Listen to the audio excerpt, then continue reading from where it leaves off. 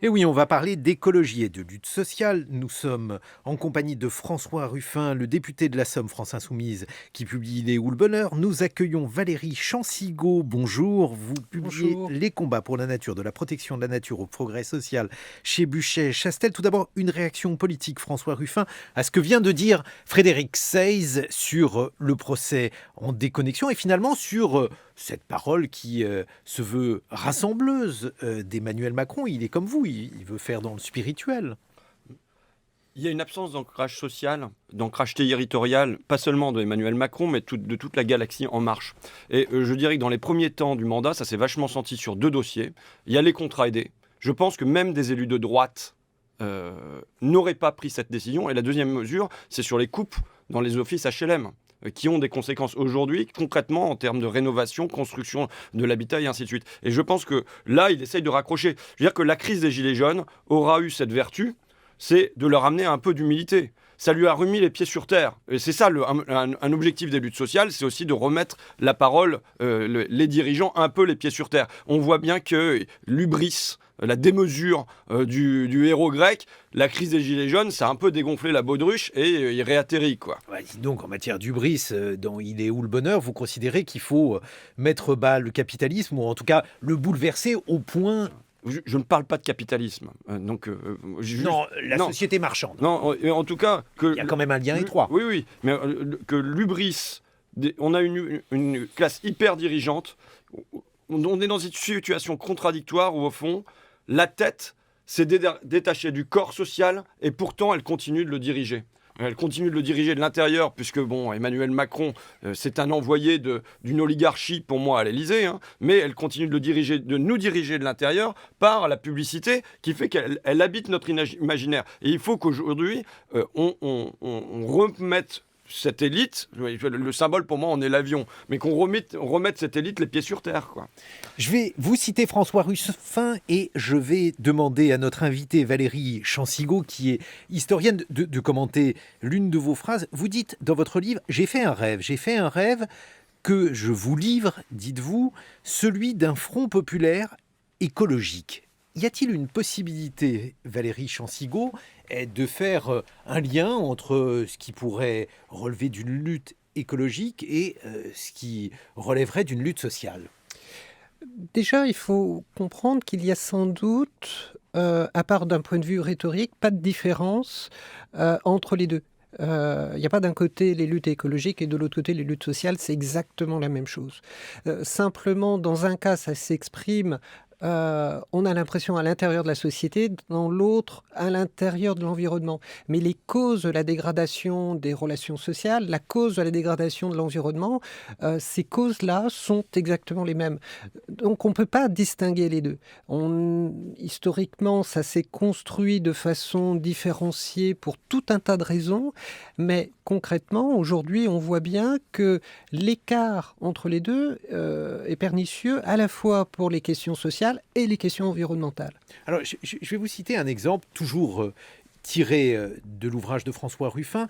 François Ruffin évoque la manière dont les différentes nationalités épuisent les ressources des planètes. Alors, il dit, bon, si vous vivez comme un Américain, il faudrait 5 planètes.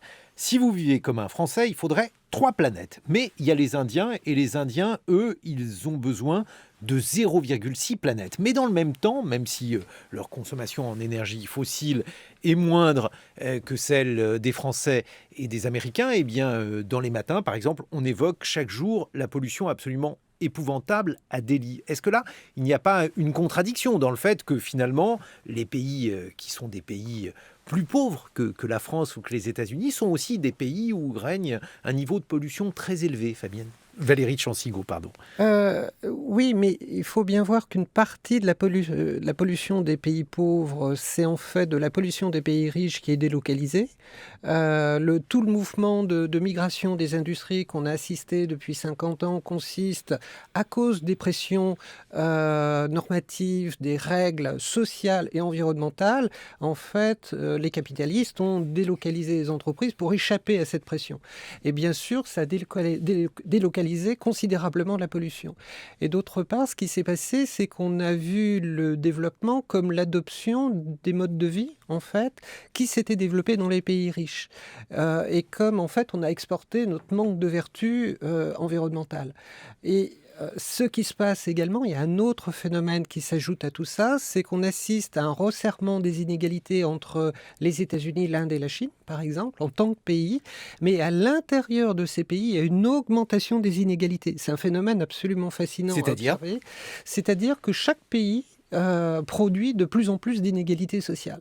Alors que économiquement, la compétitivité de la Chine ou de l'Inde est meilleure par rapport aux États-Unis. Autrement dit, cette amélioration économique ne bénéficie pas ni d'un point de vue environnemental, ni d'un point de vue social. Mais ça, justement, François Ruffin, c'est un problème parce que vous dites qu'il faut en finir avec le consumérisme. Mais par exemple, les marques de luxe, les marques de votre camarade Bernard Arnault, elles sont particulièrement aujourd'hui triomphantes dans des pays comme l'Inde ou comme la Chine, où on a un appétit de consommation.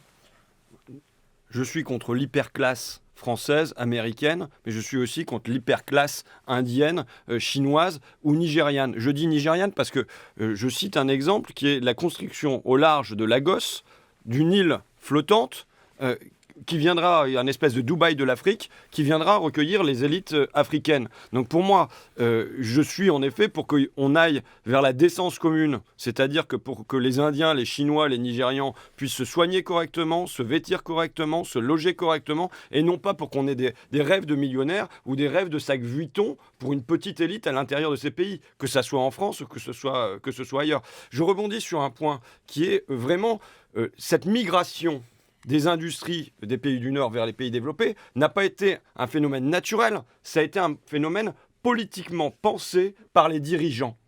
Et j'en cite des traces, par exemple de Gary Becker, économiste américain, qui dit le droit de l'environnement et le droit du travail sont trop élevés aujourd'hui dans les pays développés, donc il faut du libre-échange, comme ça va rétablir de la concurrence avec les pays du Sud et ça va faire baisser les normes. Et c'est vachement intéressant que cet économiste lit d'emblée les deux. En 1993, il lit le droit de l'environnement et le droit du travail. Il sait que le libre-échange va permettre de faire baisser les deux. Donc c'est pour ça qu'il y a pour moi un lien d'autant plus fort entre lutte sociale et lutte écologique. Bon, mais je continue à tenter de vous embêter tous les deux, Valérie Chancigot et François Ruffin.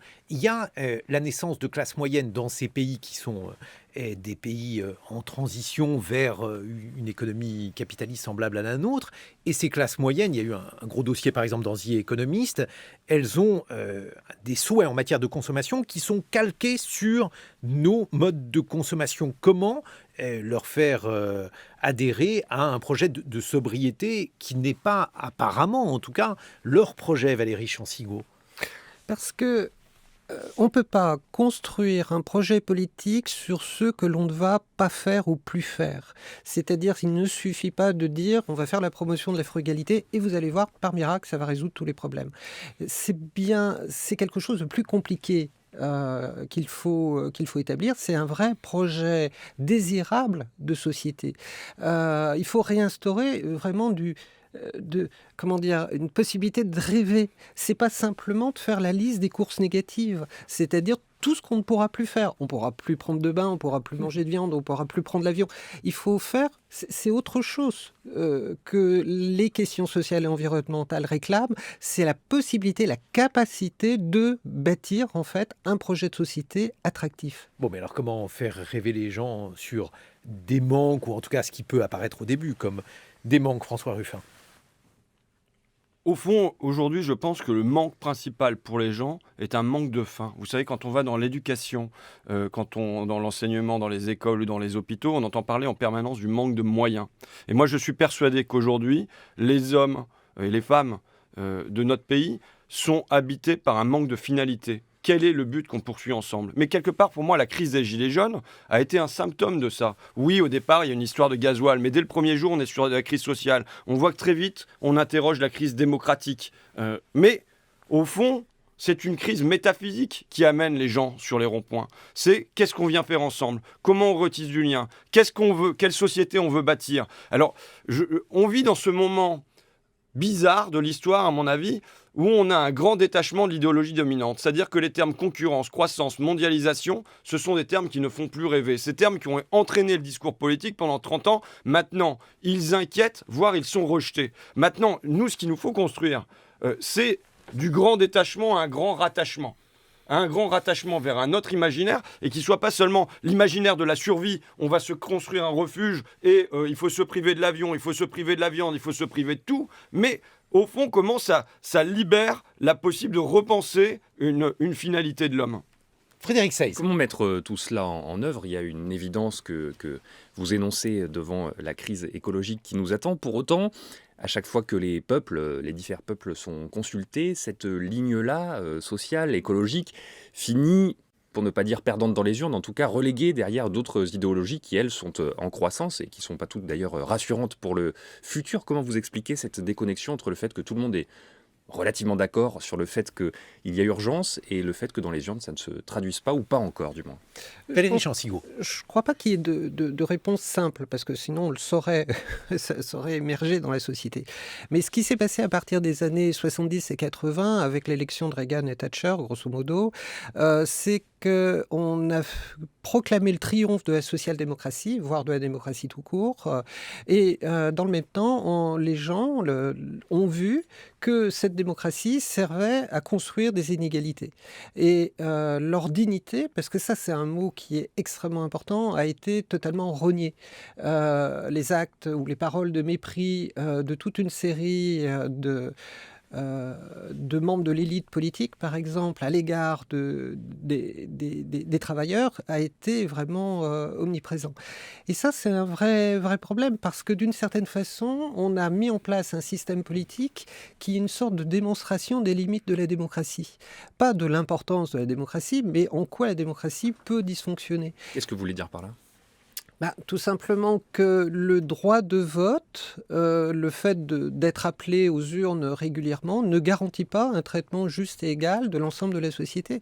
C'est pas parce qu'il y a des actes périodiques comme ça de consommation pratiquement élective que ça induit un fonctionnement normal de la démocratie. Le fait, par exemple, je vais vous donner un exemple très simple, qui est aussi peu d'ouvriers parmi les élus, ils représentent 4-5%, je crois, pas plus. Moins de 1%. À l'Assemblée nationale. À l'Assemblée nationale, mais même au niveau des élus des maires, c'est très peu de choses. Il y a une sorte de rupture entre l'importance qu'ils ont dans la société et la possibilité qu'ils ont d'arrêter de travailler pour avoir un mandat. Parce qu'ils ne peuvent pas financièrement le faire. Bien sûr, mais c'est aussi vieux que Lénine, cela. Ça fait longtemps que c'est la bourgeoisie qui peut, ou non d'ailleurs, décider de défendre les intérêts de ce que Lénine appelait le prolétariat. Il y a généralement peu d'ouvriers ou de personnes qui sont situées en bas de l'échelle sociale dans les systèmes politiques. Et ça n'empêchait pas la gauche jadis d'avoir une voix plus forte. Valérie Chancigou. Oui, mais enfin, ça peut avoir avec Lénine. Mais ce qui s'est passé, encore une fois, depuis 50 ans, et c'est pour ça que je dis que ça n'a rien à voir avec Lénine, c'est encore une fois une augmentation des pyramides sociales. Une augmentation sans cesse des pyramides sociales. Et les gens qui sont en bas se trouvent totalement écrasés par le poids de la pyramide. François Ruffin, c'est ce que vous constatez, vous, puisque maintenant vous êtes député, donc vous voyez l'Assemblée nationale de l'intérieur. Non, mais Madame me fait penser à deux phrases. Alors je vais en faire une intello et puis une populo. Je vais commencer par la populo. J'ai vu marqué sur un gilet jaune. Faire l'amour une fois tous les 5 ans, ce n'est pas une vie sexuelle. Voter une fois tous les 5 ans, ce n'est pas une vie démocratique. Donc évidemment, la démocratie est un continuum qui fait qu'il ne peut pas juste y avoir le bulletin dans l'urne. Il y a d'autres modes d'intervention démocratique. Et une citation, un télo là, Samuel Huntington, donc l'intellectuel du choc des civilisations, mais avant ça, en 1975, il rédige un rapport pour la commission trilatérale qui réunit les élites japonaises, américaines et européennes. Et c'est un rapport sur la démocratie. Il dit, bon, on a un gros problème, c'est que les gens prennent la démocratie au sérieux. Ils interviennent tout le temps. On est dans l'après 68. Donc du coup, les dirigeants ne peuvent plus diriger. Les gouvernants ne peuvent plus gouverner tranquillement. Qu'est-ce qu'il nous faut faire ? Il nous faut rétablir de l'apathie politique. Rétablir de l'apathie politique. C'est dans le rapport telle quelle. Et donc il y a pour moi une stratégie, en effet, de découragement. Aujourd'hui, il y a un éloignement des urnes, mais qui est une forme de résignation. Et je pense que la résignation est une stratégie politique. C'est mon principal adversaire, la résignation. Bon, mais alors, moi, je vais réagir sur le côté populo, ou en tout cas sur la phrase populo que vous citiez. Finalement, ce référendum sur la privatisation d'Aéroports de Paris, c'est précisément un référendum qui est fait pour permettre aux gens, aux citoyens de se prononcer, et pas seulement tous les 5 ans. Et aujourd'hui, on est en deçà du million de signatures, seuil symbolique, mais on est aussi très loin du seuil qui déclencherait quelque chose, François Ruffin.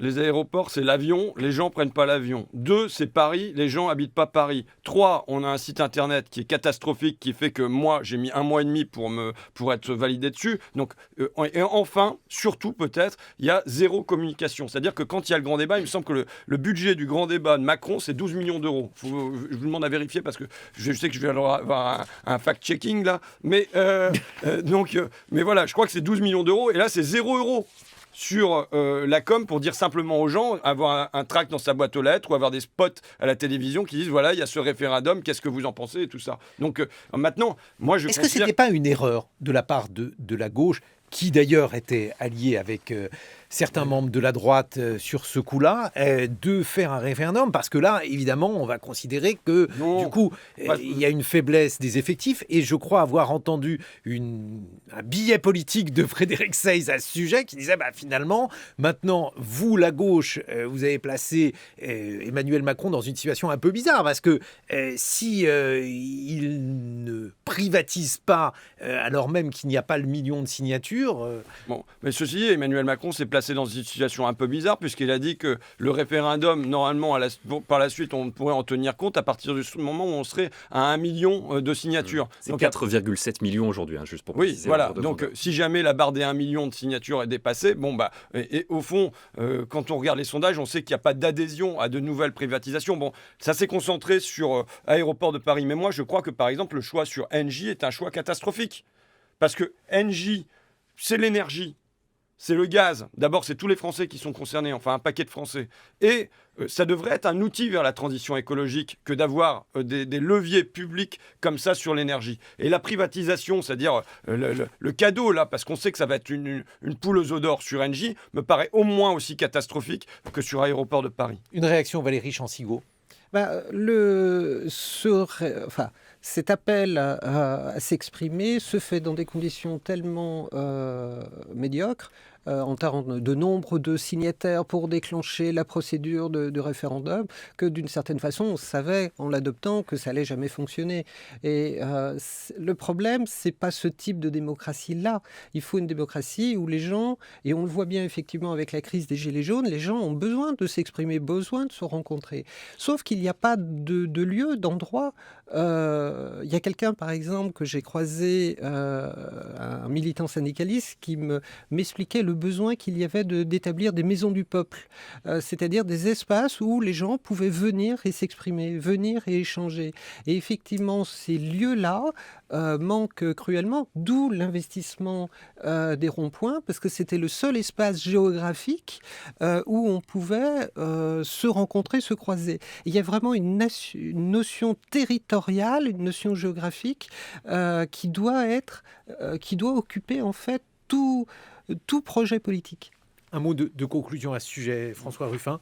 Ça nous renvoie à notre responsabilité aussi, de mon point de vue, c'est-à-dire l'absence de vitalité des organisations syndicales et politiques de gauche qui fait qu'on n'est plus le réceptacle naturel pour ça. On n'a pas les lieux, on n'a pas on sent bien c'est plus habité de cette vitalité. Donc pour moi, là, il y a la nécessité, et en s'appuyant sur l'exigence écologique, l'exigence climatique, et une jeunesse qui en exigence, elle aussi, de venir aussi remettre de la vitalité dans les combats syndicaux et les combats politiques. François Ruffin, Il est où le bonheur, aux éditions des Liens qui libèrent, et Valérie Chansigaud, Les combats pour la nature, de la protection de la nature au progrès social, chez Buchet-Chastel.